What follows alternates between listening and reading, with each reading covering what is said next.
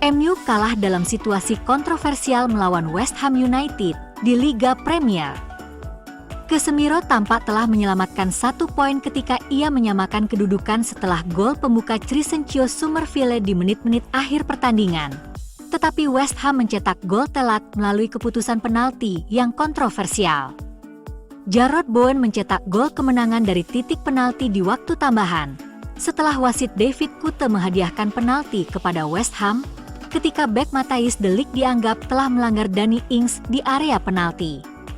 Wasit awalnya mengabaikan permainan, sebelum ia direkomendasikan wasit VAR, Michael Oliver, untuk meninjau insiden tersebut di monitor sisi lapangan. Sang pengadil akhirnya memberikan keputusan yang menguntungkan tim tuan rumah. Meskipun faktanya, Ings juga tampak menyentuh bola dengan tangannya dalam tabrakan tersebut. Oliver dikenal sebagai musuh fans MU. Wasit yang terlibat skandal ini kerap kali membuat keputusan yang merugikan MU. Beralih ke media sosial selama pertandingan, Liga Premier merilis pernyataan resmi tentang keputusan kontroversial tersebut dan mengapa Kute berubah pikiran. Wasit tidak memberikan penalti kepada West Ham atas pelanggaran yang dilakukan de Ligt terhadap Ings, demikian bunyi pernyataan tersebut.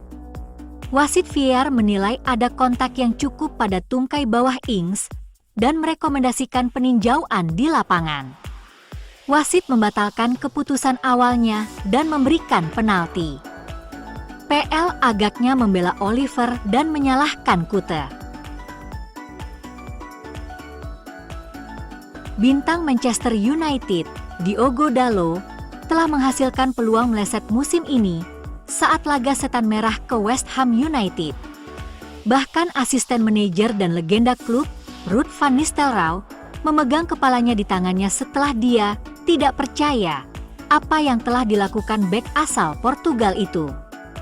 Dalot, yang telah menjadi salah satu pemain United yang paling konsisten selama beberapa waktu, berlari ke area West Ham pada menit ke-30 setelah umpan luar biasa dari rekan senegaranya Bruno Fernandes membelah pertahanan. Bek kanan itu berlari mengejar bola, mendorongnya melewati dan menipu Łukasz Fabianski. Dan dengan gawang yang menganga, dia memiliki gawang kosong untuk ditembus, meskipun ada tekanan yang sangat kecil dari dua bek tengah Max Kilman dan Dinos Mavropanos. Kegagalan Dalot akan tercatat sebagai salah satu yang terburuk musim ini. Bek tersebut entah bagaimana melepaskan tembakan yang melambung di atas mistar gawang. MU mungkin tak akan kalah andai Dalot bisa mencetak gol. Kegagalan Dalot mengikuti sejumlah rekannya di barisan penyerang yang tak mampu menyelesaikan peluang demi peluang. Di laga ini MU harusnya menang mudah. Pergerakan pemain United yang luar biasa, sejumlah peluang yang luar biasa juga. Ini membuat Van Nistelrooy menundukkan kepalanya, tak habis pikir skuadnya begitu tak berdaya di depan gawang. Van Nistelrooy terbiasa memanfaatkan peluang untuk United setelah mencetak 95 gol Liga Premier hanya dalam 150 pertandingan papan atas.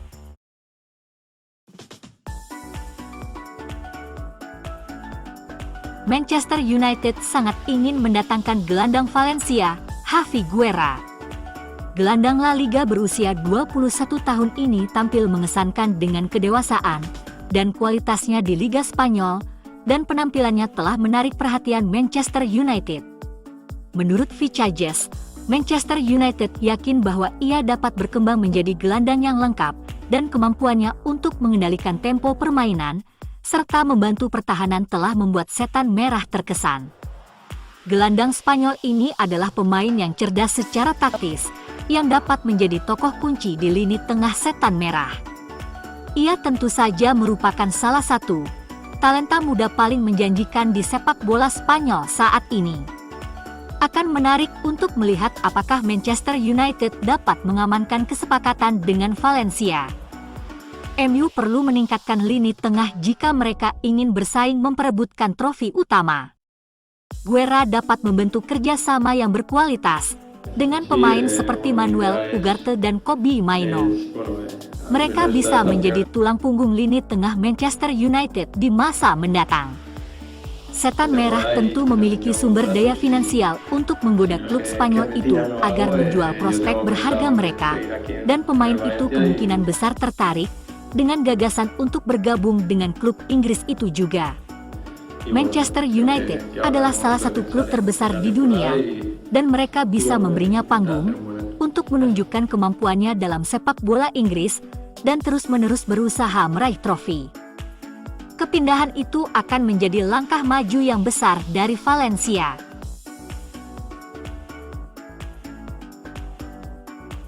Alejandro Garnacho tampil untuk ke-100 kalinya bersama Manchester United dalam pertandingan Liga Primer hari Minggu di West Ham United.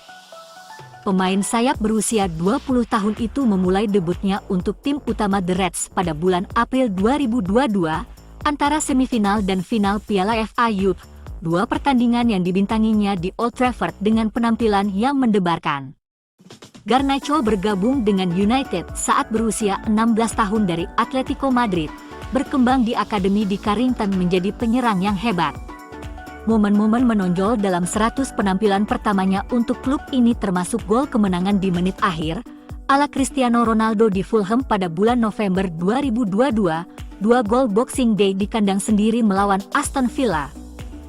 2 gol lainnya saat mengalahkan West Ham United di Old Trafford pada bulan Februari tahun ini, dan golnya di final Piala FA Emirates di Wembley pada bulan Mei.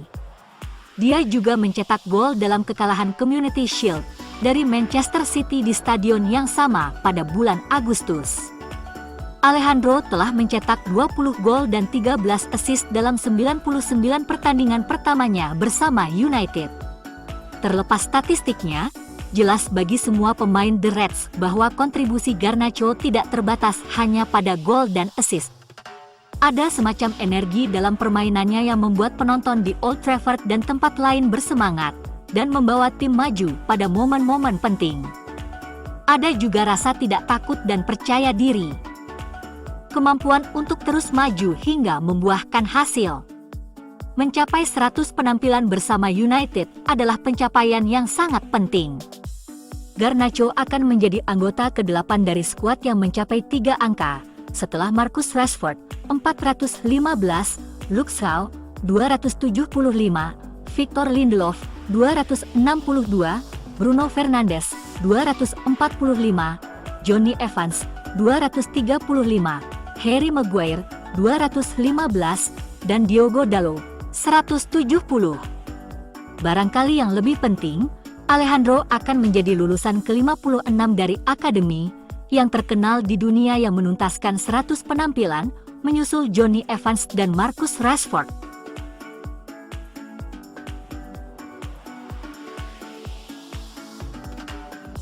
Manajer Manchester United, Erik ten Hag, ingin klub merekrut bek kiri pada bursa transfer Januari. Klub Liga Primer itu dilaporkan mengincar bek kiri Argentina, Julio Soler. Pemain muda itu adalah salah satu pemain muda berbakat yang berasal dari Argentina. Ia merupakan jebolan Lanús dan telah membuktikan diri sebagai pemain andalan dalam skuad.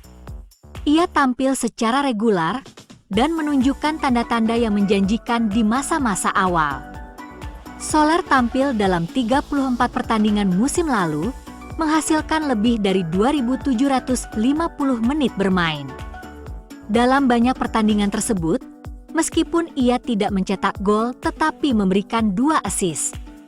Argentina ini memiliki gaya permainan menyerang yang mirip dengan Andrew Robertson. Yang pertama memiliki kaki yang cepat, keterampilan menggiring bola, dan kemampuan mengumpan yang akurat. Ia juga cukup baik dalam hal bertahan meskipun ia masih dapat sedikit ditingkatkan. Manchester United memiliki 2 bek kiri terkenal dalam bentuk Luke Shaw dan Tyrell Malacia. Namun, mereka telah berjuang dengan cedera yang berulang, dan ketersediaan mereka selalu di bawah radar. Karena absennya mereka, Erik ten Hag harus memainkan Lisandro Martinez sebagai bek kiri dalam 2 pertandingan baru-baru ini. Oleh karena itu, manajer dari Belanda ingin mendatangkan bek kiri alami untuk membantu tim. Meskipun akan sulit untuk mendatangkan nama besar di bursa transfer Januari, nama yang kurang dikenal seperti Julio Soler bisa jadi pilihan yang tepat. Soler telah menunjukkan penampilan yang mengesankan dan ia memiliki potensi untuk bermain untuk klub besar seperti Manchester United dalam jangka panjang. Pemain muda itu bisa direkrut dengan harga sekitar 15 juta pound, yang sangat masuk akal bagi raksasa Inggris itu. Pemain Argentina itu bisa menjadi investasi jangka panjang dan sepadan dengan harganya.